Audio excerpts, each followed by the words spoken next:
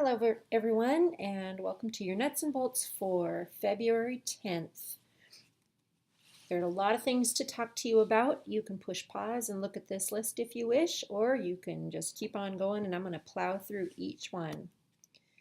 First of all, and these are in no order of importance necessarily, they are just as I thought of them. National School Breakfast Week is coming up. Friday, March 6th at breakfast time there will be special guests speaking to our kids in the cafeteria. We can't tell who the guests are because we have an agreement with them that we'll wait to share with kids until right before they come.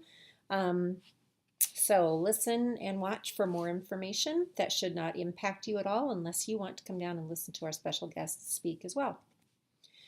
There is a tutorial video that I have emailed to you. This is just a TPEP mid-year checkup. I recorded it so you could see and hear how I did my own mid-year checkup, and you could possibly think about using a similar process for yourself, either using eval or paper and pencil. The video is about 7 to 8 minutes. It's a good idea for you to go in and take a look at where you're at with TPEP, take a look at where you're at with collecting artifacts and evidence. And the moral of the story again is don't panic. Let's just try to stay abreast of it as best we can. A little reminder about subfolders. It's important that everyone has a subfolder in the office, so please make sure you've got one. Make sure that you have backup lesson plans and activities for your subs in case there's an emergency. Also, I've put a special lockdown information sheet in each subfolder, well, Linda has actually, and this is the information that your sub would need in the event that there's a lockdown and they cannot access email. So that should be there. Please make sure your subfolder is up to date.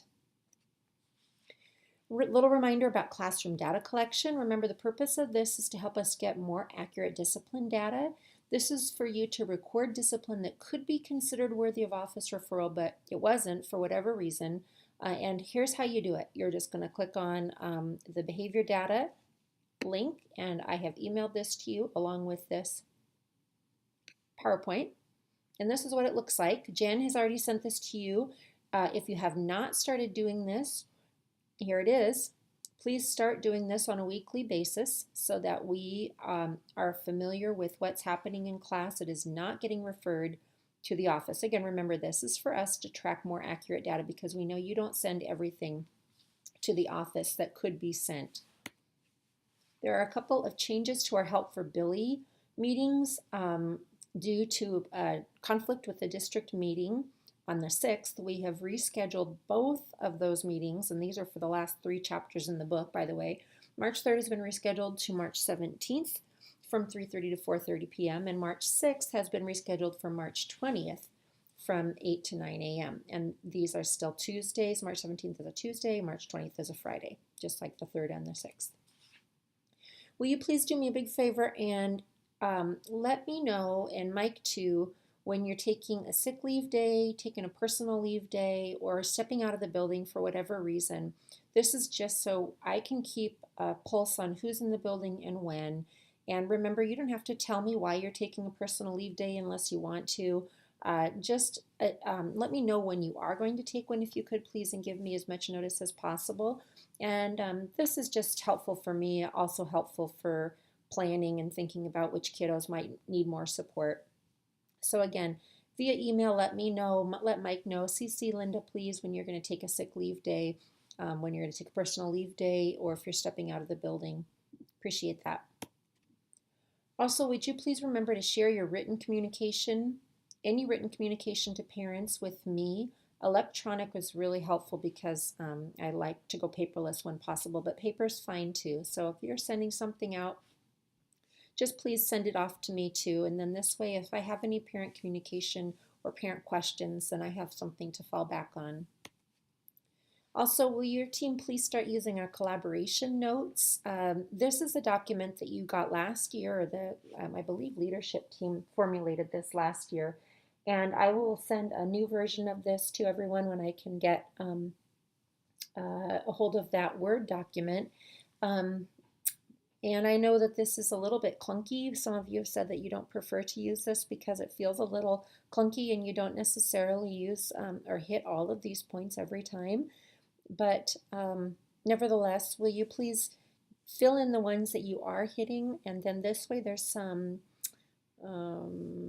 what's the word, um, uniformity to our collaboration notes, and I can start doing a better job of documenting how we're collaborating for kids and for student growth. Thank you. A couple of staff room reminders. Please remember, if you have students that go with you to the staff lounge, have them wait outside the door when you need to go in. And also, thank you for cleaning up after yourselves. I think it's getting better. I hope it is. We have a health inspector coming on February 10th at 8 a.m. This person will be going from room to room, so please make sure that all of your chemicals are out of reach of kids. Anything that's potentially toxic, like cleaning solutions, needs to be up and out of their reach. Remember, no air fresheners, and please check to make sure that you're safely using your extension cords. Daisy chains or chaining extension cords will be cited. And back to the air fresheners very quickly. I know I sent out a request earlier in the year. This has now been made a district-wide request, and so actually in all buildings we've been asked to eliminate air fresheners, both the plug-in kinds as well as the chemical kinds that may just radiate through the air. All natural air fresheners are okay. We have some online resources I want to make sure that you know about, and please make sure that you're sharing these resources with your parents in your written communication. We have a Facebook page. I realize a lot of you have been there, but for those of you who haven't, this is what it looks like. Okay, maybe not. Try that. Oh, there we go. Okay, there's our Facebook page. And as you can see, we've got 242 likes. Not all of those are Shiloh parents. A lot of them, well, to be quite honest with you, a lot of them are my Facebook friends who took pity on me and liked Shiloh Hills Elementary School when I asked them to. So please remind your parents that we're on Facebook. So many parents have Facebook on their phone, and this is, I really believe, the way to get in contact with our parents.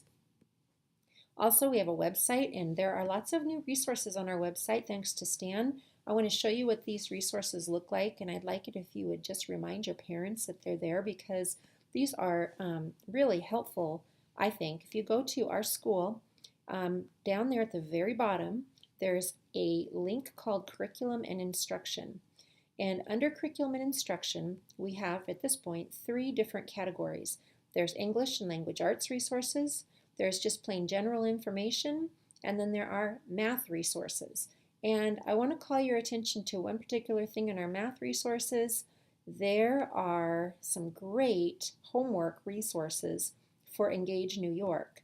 And Engage New York, I know not everybody is using it uniformly, but those of you who are will find this resource, I think, to be quite helpful as you send work home for kids to do.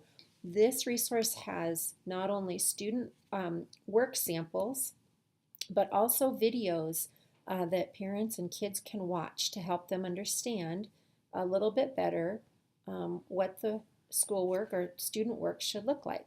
So if you look here, there are all of these for each lesson. Lesson 1, here's the homework.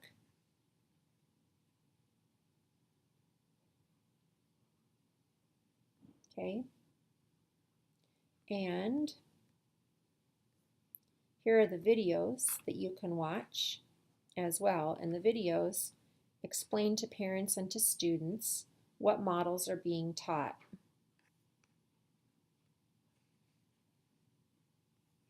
And somewhere in there, I'm having a hard time remembering where.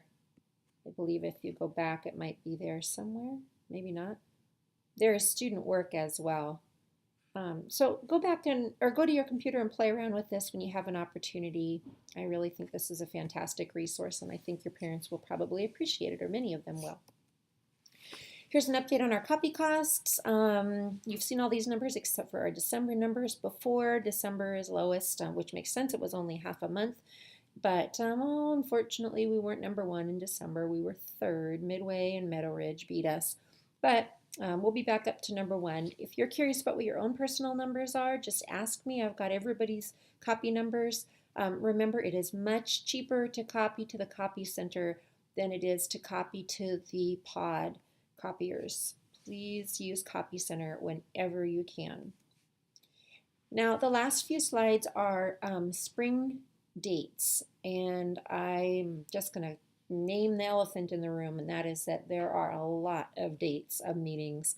But you can pause this at any time when you see a group to which you belong and you need to jot down the dates. But I'm also sending you this PowerPoint so you can find the slides yourselves and add them to your calendar.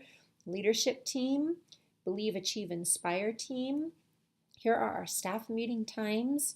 I'm going to try really hard. My goal is to see if we can eliminate one, maybe two of these staff meeting times just because of our nuts and bolts. I know I promised that we would do that, and so far I haven't made good on it, but it's only because we've had so much information to cover.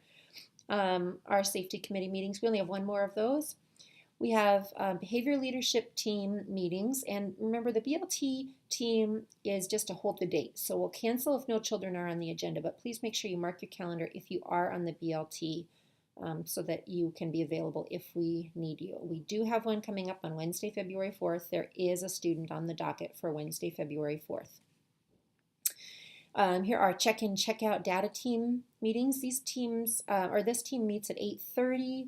This is opposite the Wednesdays that BLT meets, and we look at our check-in, check-out data. Help for Billy, here are the remaining meeting times, and notice again those changes, Tuesday, March 17th and Friday, March 20th, instead of the other March dates that I had earlier set. Here are our title and lap intervention data collaboration meetings. Don't forget to put those in your calendar. I've also emailed those out to you.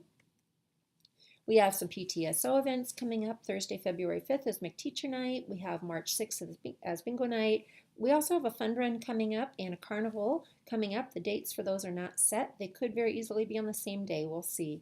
Help for Billy. Oh, that's up there again. Sorry. I think I repeated that. And finally, on February 10th, Tuesday, that's our next staff meeting.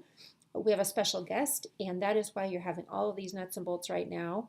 Tim Walters, who is the EWU Chief of Police and the Director of Public Safety in Cheney, will be here. You've met him before if you were here last year, and he will be sharing a presentation with you about crises and crisis prevention and preparation. So if you're a new employee to Shiloh, and that includes me, I would like to ask you to stay from 8:45 to 9 and watch a crisis preparation video. Those of you who were here last year have seen this video. You are welcome to watch this again. It is worth watching twice, is what I have heard. And that's everything for our February 10th Nuts and Bolts. Thank you for paying attention and tuning into this, and have a terrific week.